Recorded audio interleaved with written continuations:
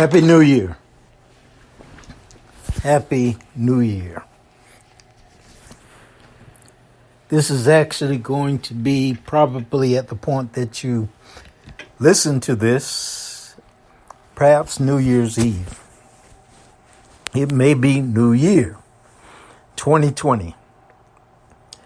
Well, we've called this presentation Transforming Perspective, and there's a reason for that. That reason is really that 2020 can be a year that your perspective is transformed. If you've been listening for a period of time, especially if you've heard presentations that I have done over the course of a number of years, and I hope you have, there was an individual that I was working with really a decade ago. His name was Neville Goddard.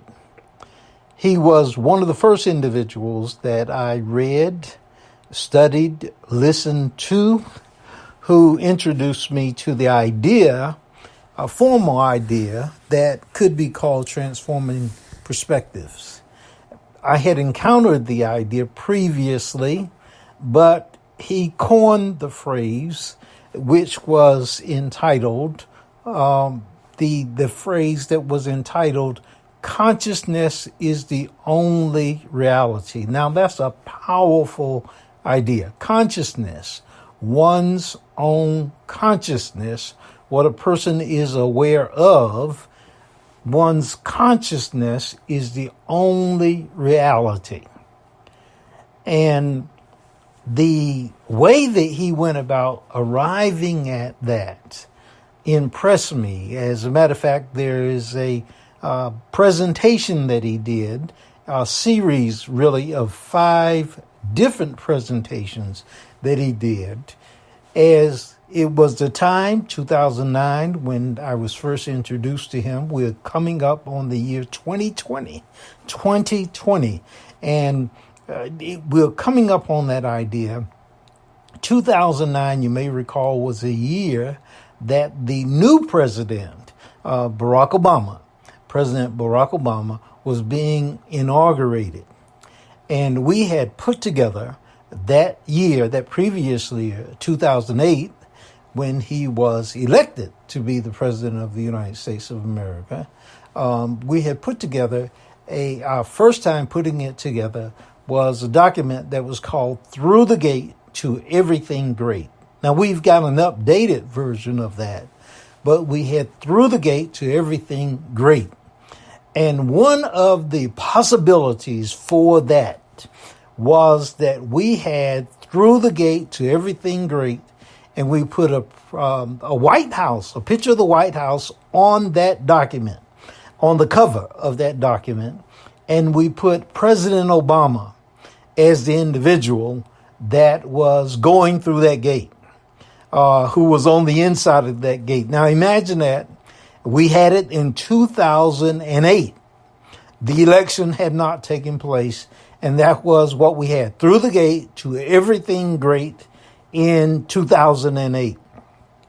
And we had that item as a gift that we were going to give to individuals should they agree that they would give us their email address and their name, and it would be the item that we would share with them so that they could write down their great ideas about what their future would be.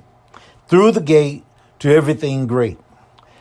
We were, as we put that item together, we already had one template, and it was costing us a significant amount of money for us because it was our first time doing this the way that we were doing it, so that a person would be able to get basically a hard cover for that item.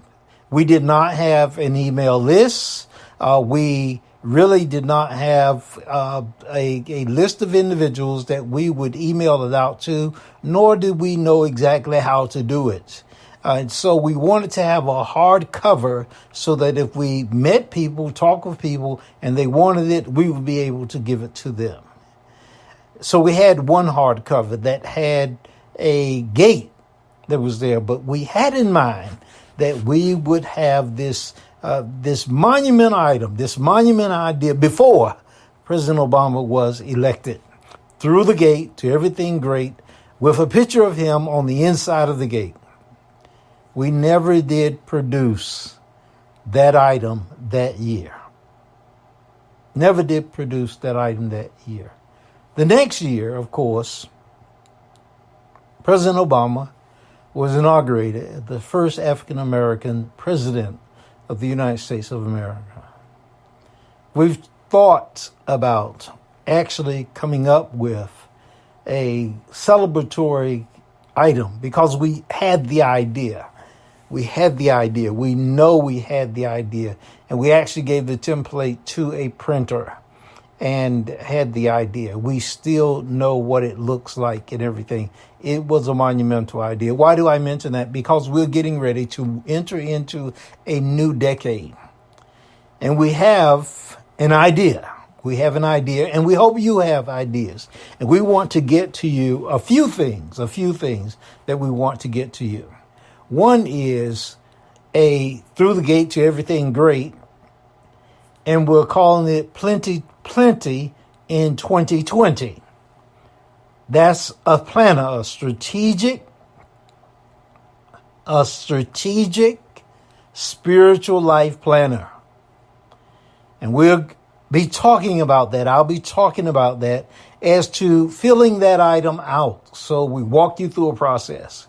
We have options for you as to which planner you might want.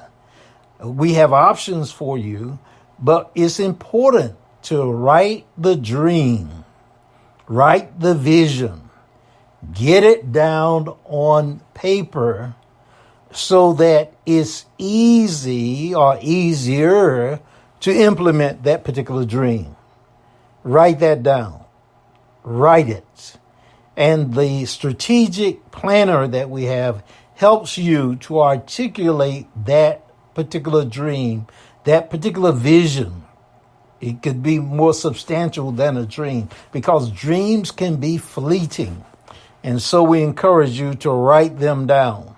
And so I'm going to have a broadcast where we talk about a podcast where we actually talk about what it means to write that down. Does that mean? And then this is a matter, again, of transforming your perspective. When you write it down, begin to see it. Remember, consciousness is the only reality. And when I say see it, I mean to visualize it, to imagine it, to place yourself in the picture. There was another of Neville Goddard's sermons. He had a sermon entitled Step into the Picture. Now, I've heard ministers that have preached these ideas, and they have preached them, and perhaps they came up with the idea without any reading or study of anybody else's material. I don't really subscribe to the idea that God, having taught to thousands or millions of prophets and preachers and teachers all down through time, that God has to give me a fresh idea in the sense that he has never given it to anybody at any time all down through history. I really don't think that way. There are places where there are writings that said there's nothing new under the sun. And there are some individuals that I appreciate the writings of, a person like Emerson. And I look at people in other fields I'm studying in the courses what is called industrial organizational psychology. I've done all of the courses. I'm in the process of writing now what is called a prospectus so that I can continue to write what is called a proposal, which is part of a dissertation. It will be my second dissertation.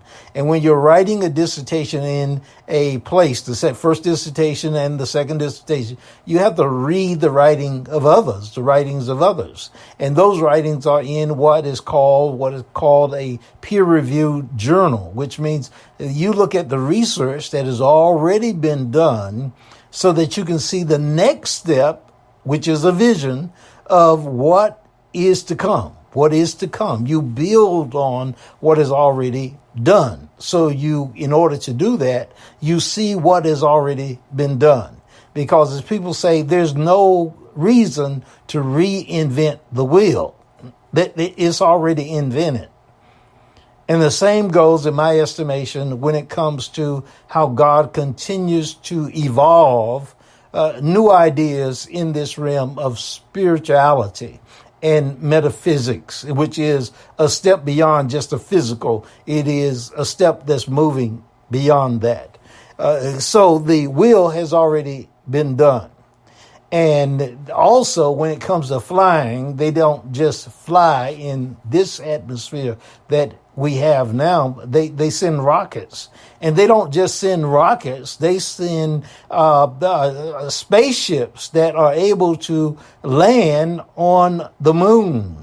And they're working on landing on planets. As a matter of fact, they have these ships that now go and land on places like Mars, and rover that goes to Mars and takes samples and are trying to find whether or not there is sentient life there.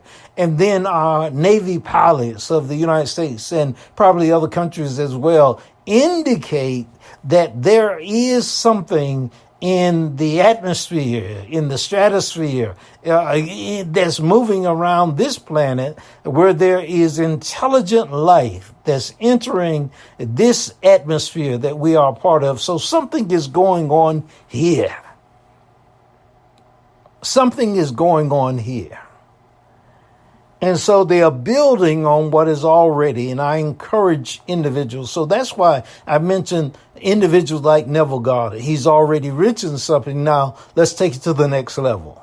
We don't have to be afraid of being the first. The first has already done a number of things. Neville Goddard himself quotes individuals like Blake and Shakespeare and other individuals in regard to that. And so we encourage individuals to do that kind of research as well. Go as far back as possible. One of my teachers in school was an individual his name was Dr. Kane Hope Felder, and he studied the Cognic languages, Cognate, C-O-G-N-A-T-E. And that's where he was able to find that whereas we may have thought previously that there was no mention of Africa in the King James Version of the Bible, however, the King James was not the original language that the Bible was actually spoken in. It was an oral history that was there. And so it was not the original language. Neither was the Hebrew, the original language that many of these books were spoken in. It was certainly not what Abraham was speaking. And so these languages that words are found in, they are words that were originally spoken in languages that were deeply a part of Africa. And so as a result of that, he went back and studied those languages and found that there is so much of African history that's tied up in the Bible, but it's hidden. It's a global book. Not just one book. It's a global book. Because remember that according to the story that is told in Genesis, everybody comes out of one body. One person, one human being is made. And we're all a part of that one humanity. Adam. We're all a part of that one humanity. And so in searching those sources, again, when it comes to Navigata, he says consciousness, your ability to see, and he's not talking about with your physical eyes. As a matter of fact, it's necessary when you have a dream, a vision, many times that you close your eyes so that you're able to see. You close your eyes to the outside world. That's why the Bible says this thing about when you pray, go into your closet, shut your door. It's not talking about a physical closet. It's much deeper than that. It's not talking about your physical eyes, not those only, if you will. It's much deeper than that. The admonition is to get alone, not just physically, mentally, emotionally, spiritually. There used to be a song said, I come to the garden alone and have a conversation with spirit. Now we see these kinds of things in movies and we think them unusual, but not unusual. People still doing them all around the world. Plenty in 2020. Write the vision. Through the gate to everything great. Plenty in 2020 is meant to assist an individual in getting that down. Get that down on paper. Write the vision. Make it plain. Make it as explicit as you possibly can, to the point that you can see it, you can feel it, you can hear it, you can actually step into the picture. Write it down. Write it down. Record it, if you will, and come back to it on a daily basis. One of my teachers, an individual named Stephen Barnes, he's a writer, and he encourages individuals to write 5 pages a day. And he guarantees, based on the class that he teaches, he guarantees that at the end of the year, you will have sold some of your material. 5 pages a day, you will have sold some of your material and made money in the doing of that. Write the vision, make it plain. Make it so that you can experience it. So that you can run with it. You can activate it. And through the gate to everything great, plenty in 2020 Strategic Life Planner helps you do that. We also are putting together a calendar, and that's one of the things that I'm excited about. I have the individual who's helping me, Sade Crowley, is helping me put that together. When we came up with the idea, she asked me to come up with quotes in regard to that. She said, come up with quotes. And she first said, come up with 12 quotes. Well, I came up with 12 quotes from Ralph Waldo Emerson. And I initially was going to get quotes from Emerson from his essays, History and Oversoul. So let me encourage you during the course of this year during the course of 2020, to read these 2 essays from Emerson. Email us, info@iwillrestore.com, info@iwillrestore.com, and we'll send you copies of the essays. One is called History. The other one is called Oversoul. And actually, I say to individuals, read Emerson, read Self-Reliance, read Nature, read Soul, and then read Oversoul, as well as History. Read those items. Make it a point to read those items. Let's read those together this year, and we'll have presentations that will be done on those items. They'll benefit you. All of this is intended to benefit you and to bring about real changes. As a matter of fact, when we talk about the spiritual life planner, what we're talking about is having definite goals that you have in mind that you want to bring about in a year, at least a year.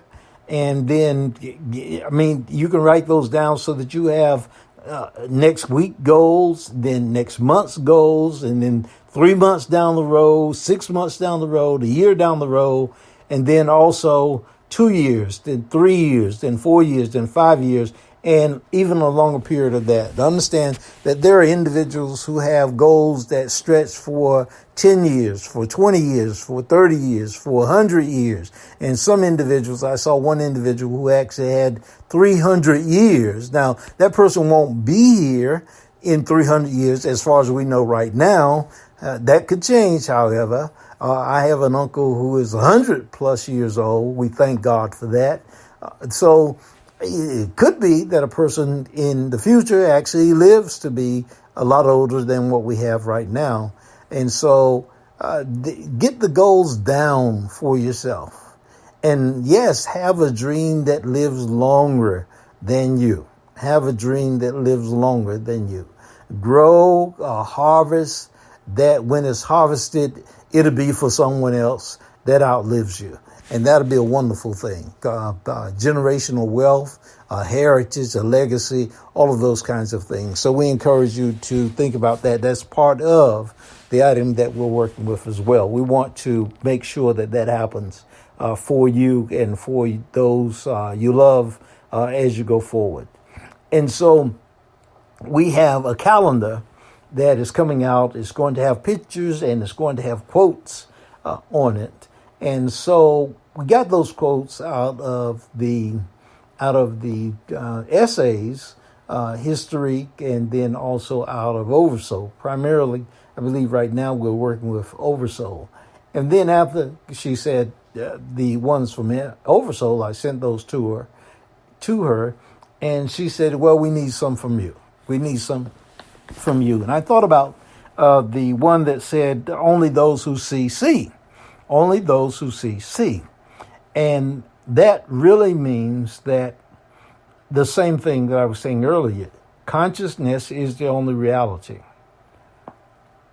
There's a famous quote that I heard. It's in a movie. The quote where Jack Nicklaus says to who was the fellow there? The fella in the movie. He says to him that you can't handle the truth. You can't handle the truth. You can't handle the truth. And in that quote, he is saying basically the same thing. Consciousness is the only reality. There are some things that a person cannot handle. A person cannot handle. And so you must tell them what they are able to handle. But as your consciousness rises, you begin to understand that things that you've seen, but you had not seen the deeper levels. In that particular movie, what Jack Nicklaus was saying to Tom Cruise, he was basically saying that there's a way that the world works, that I protect you by the way that this world works. And I can't really tell you the laws that I break in order to do that. I can't really explain that to you. And Tom Cruise said, I can handle it. And if he did tell him, then he had to be able to handle it. And so we become more and more able to handle what they call hard truths. Hard truths. but capital TRUTH, the truth. We become more and more able to handle the truth. And what we call cause and effect, more and more able to handle cause and effect and understand the relationship between cause and effect. That's an important thing to do. And so, again, write the vision, because you get the point where you see cause and then down the road you see effect. You know what you did in order to bring about your new year. Not just new in regard to time, in regard to it happening, but you know that a new year, a new experience has been caused by you, by your consciousness changing. You have brought about new effects in your life. You have effected something different in your life. And so that's one of the things. And one of the quotes says, the idea that is in one of the quotes that says, the cave that we fear to enter holds the treasure that we desire. Similar very much to consciousness is the only reality. If we're afraid to go there, then we won't get the treasure. If we're afraid to look at it, we won't receive the treasure. But I said to someone today, inside of me, I've done some deep self-examination. Deep self-examination. I've taken the inward journey. Deep self-examination. I know me. And I'll tell any person, you shouldn't be afraid of yourself. No matter what the past has been, you shouldn't be afraid of yourself. Stop running from yourself. You'll be all right, I promise you. Because at the very deepest level that you could possibly go in your life, you're going to find God there. You will find God there. And God is good. God is loving. God is compassionate. How will I know that you'll find God there? Because God is omnipresence. At the deepest level of you, God is there. I know David said, where can I run from your presence? He didn't find a place. Can't get away from God. And so, it is so good to know you can't run from God. There's no need. Because ultimately, as David said, this I know God is for me. This I know God is for me. This I know God is for me. No matter what the past has been, this I know God is for me. So no need to fear any cave on the inside. And if you take care of any cave on the inside, you'll be all right about any cave that you may ever encounter. So this is, again, this powerful idea, the cave. And then there are other quotes that are just wonderful quotes. And as I said, we'll talk about those particular items so that, again, there is a transformation of perspective. Transformation of perspective. And remember, consciousness or perspective, the inner perspective, that's the only reality. That's the only thing that's really real. All the other things change in the sense of they are impermanent. But since God is on the inside, when you find God's Spirit, the energy that moves the universe, you find that which there's a level of change, but there's also a level that God doesn't change. God is good, that's always the same. God is love, that's always the same. God is all powerful, that's always the same. God is omnipotent. That's always the same. God is omnipresence. That's always the same. God is omniscient, all-knowing. God is always the same. God is omnipresence, omnipotency, omniscience, omniactive, always the same. God is your supply. The Lord is my shepherd, I shall not want. God is always the same. All things are working for my good. God is always the same. And to carry that throughout the new year, to hold that throughout the new year, when you're faced with whatever the seeming challenge may be, to know that for sure. I'll come back and do another part of this idea of transforming perspectives, this new year. This new year. Plenty in 2020. Like a double barrel. Like having double thumbs. I got those, God bless you. I'll come back. We'll talk some more about this new year. I mean, new year. New decade. New 10 years taking place. Just think about that. You got that time to create whatever it is that you want. Wake up, everybody. Wake up. Create your life. This is good stuff.